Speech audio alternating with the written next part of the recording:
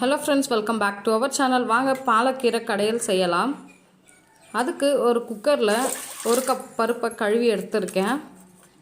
பருப்பு வேக தேவையான அளவு தண்ணி சேர்த்துடலாம். இப்போ அது கூடவே 10 பல் பூண்டு, நறுக்கிய 2 வெங்காயம், 4லேருந்து 5 பச்சை மிளகாய், 2 நறுக்கிய தக்காளி, மஞ்சள் தூள், இது எல்லாம் சேர்த்து குக்கர் மூடி போட்டு 3லேருந்து 4 விசில் வச்சிடலாம். இப்போ பாலக்கீரை ஒரு கட்டு எடுத்துருக்கேன். இதை கொஞ்சம் க்ளீன் பண்ணி நல்லா தண்ணியில் ஊற வச்சு கட் பண்ணி எடுத்துக்கலாம். பாருங்கள், நல்லா வாஷ் பண்ணி கட் பண்ணியாச்சு.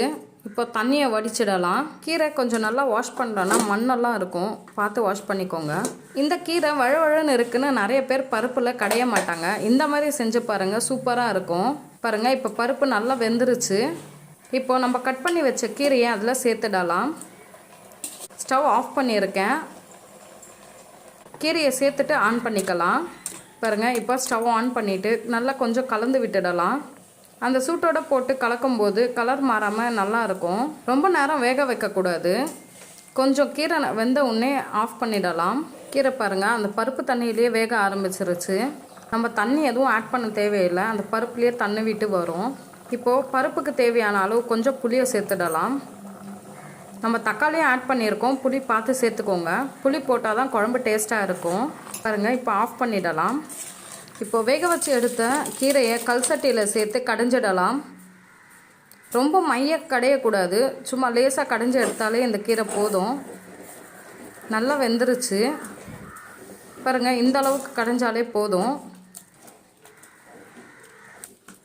இந்த கீரை கடையல் சாதம், ராகி களி அதுக்கெல்லாம் சூப்பராக இருக்கும். கீரை நம்ம டெய்லி எடுத்துக்கிட்டாலும் உடம்புக்கு ரொம்ப நல்லது. இப்போ கீரை குழம்புக்கு தேவையான அளவு கடைஞ்சாச்சு. இப்போ குழம்புக்கு தேவையான அளவு உப்பு சேர்த்துடலாம். கீரைக்கு உப்பு லாஸ்ட்டில் தான் சேர்க்கணும், பார்த்து சேர்த்துக்கோங்க.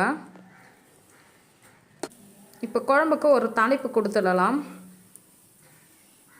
குக்கரில் எண்ணெய் ஊற்றி எண்ணெய் காஞ்சதுமே கடுகு, காஞ்ச மிளகா, கருவேப்பிலை சேர்த்து தாளிச்சிடலாம். இப்போது இதை எடுத்து குழம்புல சேர்த்துடலாம். அட்டகாசமான பாலக்கீரை கடையல் ரெடி. இந்த வீடியோ உங்களுக்கு பிடிச்சிருந்தா லைக் பண்ணுங்கள், ஷேர் பண்ணுங்கள், கமெண்ட் பண்ணுங்கள். மறக்காமல் நம்ம சேனலுக்கு சப்ஸ்கிரைப் பண்ணுங்கள். தேங்க்யூ.